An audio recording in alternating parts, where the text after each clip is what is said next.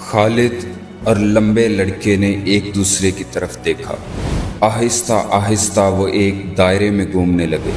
ہر ایک کی نظریں ایک دوسرے پر دھیان سے جمی ہوئی تھی۔ ہر ایک اپنے حملے کے لیے راستہ تلاش کر رہا تھا اور ہر ایک ان چالوں سے ہوشیار تھا جو دوسرے استعمال کر سکتے ہیں۔ ان کی آنکھوں میں کوئی دشمنی نہیں تھی، بس ایک جیتنے کا غیر متزلزل عزم تھا۔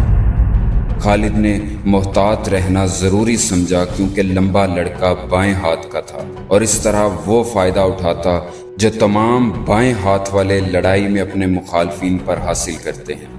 عرب کے لڑکوں میں کشتی ایک مقبول مشغلہ تھا۔ وہ اکثر آپس میں لڑتے تھے۔ ان لڑائیوں میں کوئی شرارت نہ ہوتی، یہ ایک صرف کھیل ہوتا، اور لڑکوں کو کشتی کی تربیت عرب مردانگی کے تقاضوں کے طور پر دی جاتی تھی۔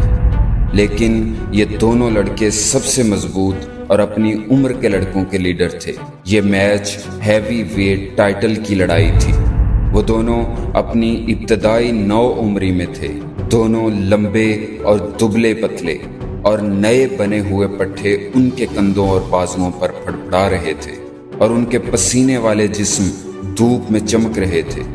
لمبا لڑکا شاید خالد سے 1 انچ اونچا تھا اور ان کے چہرے اس قدر ملتے جلتے تھے کہ اکثر ایک کو دوسرے کے لیے غلط سمجھا جاتا تھا۔ خالد نے لمبے لڑکے کو پھینک دیا اور یہ کوئی عام زوال نہیں تھا۔ جیسے ہی لمبا لڑکا گرا، وہاں ایک واضح شگاف پڑ گیا اور ایک لمحے کے بعد اس کی ٹانگ کی گمبھیر شکل نے ظاہر کیا کہ ہڈی ٹوٹ گئی ہے۔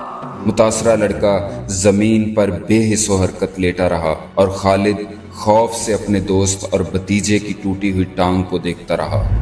لمبے لڑکے کی والدہ حنتمہ بنت ہشام بن المغیرہ خالد کی پہلی کزن تھی۔ وقت گزرنے کے ساتھ ساتھ چوٹ ٹھیک ہو گئی اور لمبے لڑکے کی ٹانگ دوبارہ مضبوط اور مضبوط ہو گئی۔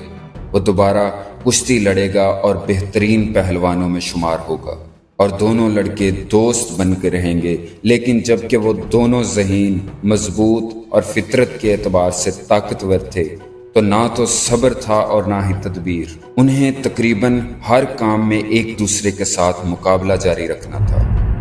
سامعین کو اس لمبے لڑکے کا ذہنی طور پر نوٹ کرنا چاہیے کیونکہ وہ خالد کی زندگی میں اہم کردار ادا کرنے والا ہے۔ وہ الخطاب کا بیٹا تھا اور اس کا نام عمر تھا۔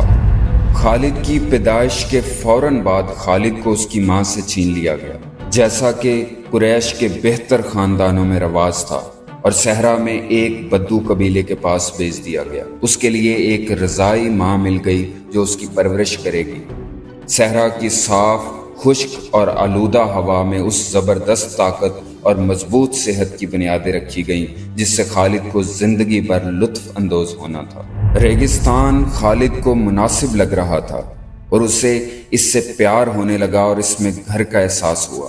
بچپن سے ہی وہ صحرا کے عربوں کے درمیان ابتدائی پلا بڑھا، اور جب وہ 5 یا 6 سال کا تھا تو مکہ مکرمہ میں اپنے والدین کے گھر واپس آ گیا۔ بچپن میں کسی وقت اس پر چیچک کا حملہ ہوا، لیکن یہ ہلکا سا حملہ تھا اور اس کے چہرے پر جیب کے چند نشان چھوڑنے کے علاوہ کوئی نقصان نہیں ہوا۔ تاہم ان نشانات نے اس کے بے حد خوبصورت چہرے کو خراب نہیں کیا۔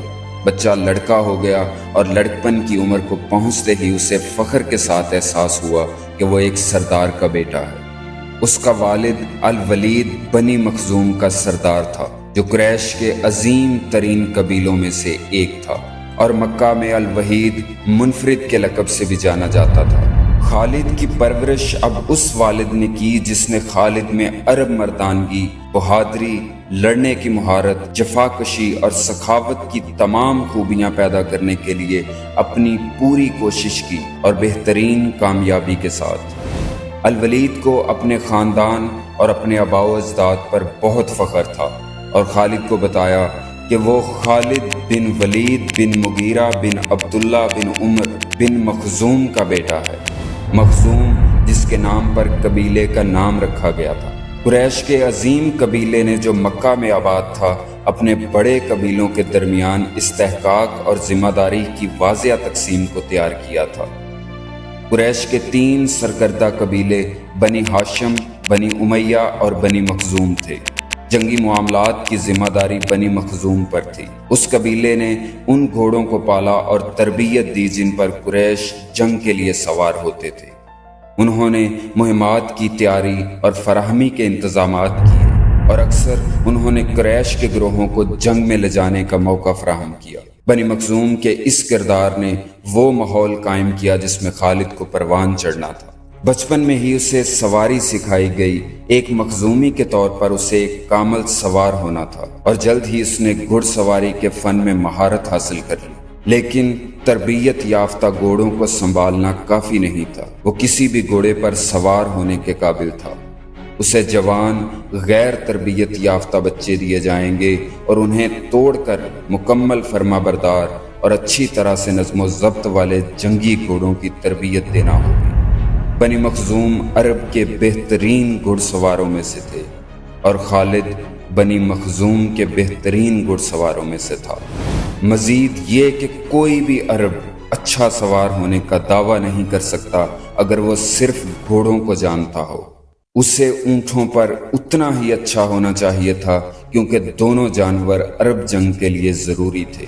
گھوڑے کو لڑائی کے لیے اور اونٹ کو لانگ مارچ کے لیے استعمال کیا جاتا تھا، جس میں گھوڑوں کو بغیر سواری کے ساتھ طے کیا جاتا۔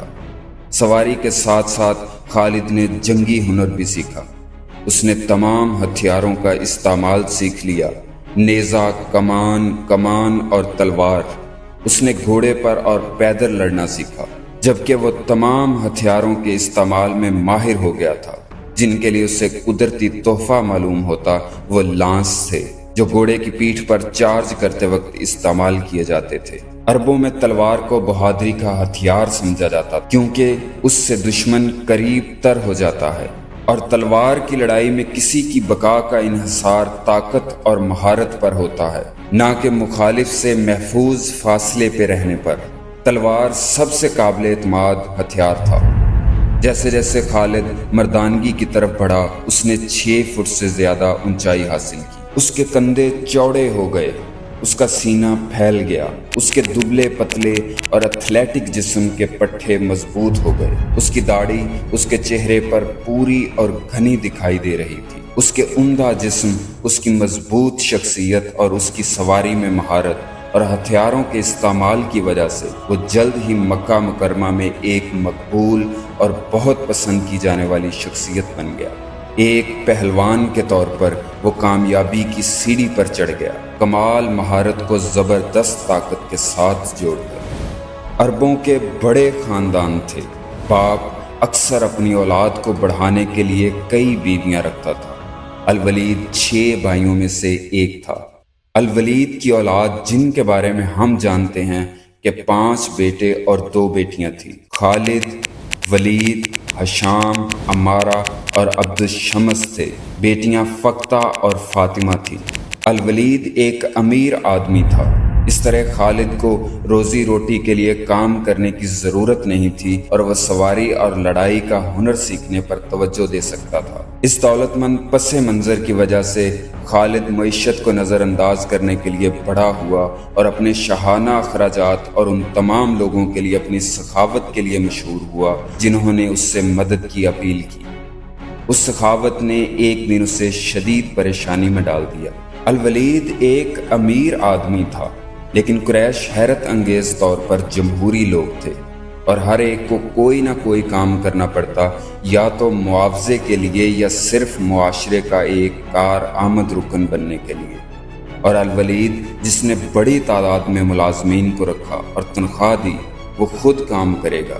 اپنے فارغ وقت میں وہ لوہار اور قصاب تھا، قبیلے کے لیے جانور ذبح کرتا تھا۔ وہ ایک تاجر بھی تھا اور دوسرے قبیلوں کے ساتھ مل کر تجارتی قافلوں کو ہمسایہ ممالک میں بھیجا کرتا تھا۔ ایک سے زیادہ موقع پر خالد تجارتی قافلوں کے ساتھ شام گیا اور اس منصفانہ صوبے روم کے عظیم تجارتی شہروں کا دورہ کیا۔ یہاں وہ گسان کے عیسائی، عربوں، فارسیوں، مصر کے قبطیوں اور بازنطینی سلطنت کے رومیوں سے ملے گا۔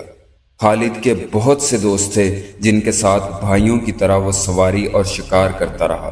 جب باہر مصروفیت نہیں ہوتی تھی تو وہ اشعار پڑھتے، نصب کی سطریں سناتے اور شراب نوشی کرتے۔ ان میں سے کچھ دوست خالد کی زندگی اور اس کہانی میں اہم کردار ادا کرنے والے ہیں، اور عمر کے علاوہ جن لوگوں کا خصوصی ذکر کیا گیا وہ عمرو بن العاص اور ابو الحکم تھے۔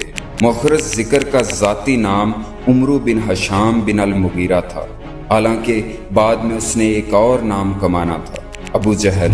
وہ خالد کے بڑے کزن تھے، اور ان لوگوں میں ابو الحکم ابو جہل کا بیٹا اکرمہ تھا، جو خالد کا پسندیدہ بھتیجا اور باہمت دوست تھا۔ الولید نہ صرف اپنے بیٹوں کے لیے والد اور سرپرست تھے، بلکہ ان کو جنگی فنون سکھانے والے بھی تھے۔ خالد نے جنگی فن کا پہلا سبق اسی سے حاصل کیا۔ اس نے یہ سیکھا کہ صحرا کے اس پار تیزی سے کیسے جانا ہے، مخالف بستی تک کیسے پہنچنا ہے، اس پر کیسے حملہ کرنا ہے۔ اس نے دشمن کو بے خبری میں پکڑنے، غیر متوقع لمحے اس پر حملہ کرنے، اور جب وہ ٹوٹ کر بھاگ جائے تو اس کا تعاقب کرنے کی اہمیت کو سیکھا۔ یہ جنگ بنیادی طور پر قبائلی تھی، لیکن عرب رفتار، نقل و حرکت اور حیرت کی قدر کو بخوبی جانتے تھے۔ بلوغت کو پہنچنے پر خالد کی اصل دلچسپی جنگ بن گئی، اور یہ جلد ہی ایک جنون کی حد تک پہنچ گئی۔ خالد کے خیالات جنگ کے خیالات تھے، اس کے عزائم فتح کے عزائم تھے، اس کی خواہشات پرتشدد تھیں، اور اس کا سارا نفسیاتی میک اپ فوجی تھا۔ وہ عظیم لڑائیاں لڑنے اور عظیم فتوحات جیتنے کے خواب دیکھے گا۔ اس نے خود سے جنگ کا وعدہ کیا، اس نے خود سے جیت کا وعدہ کیا، اور اس نے خود سے بہت سارے خون کے وعدے کیے۔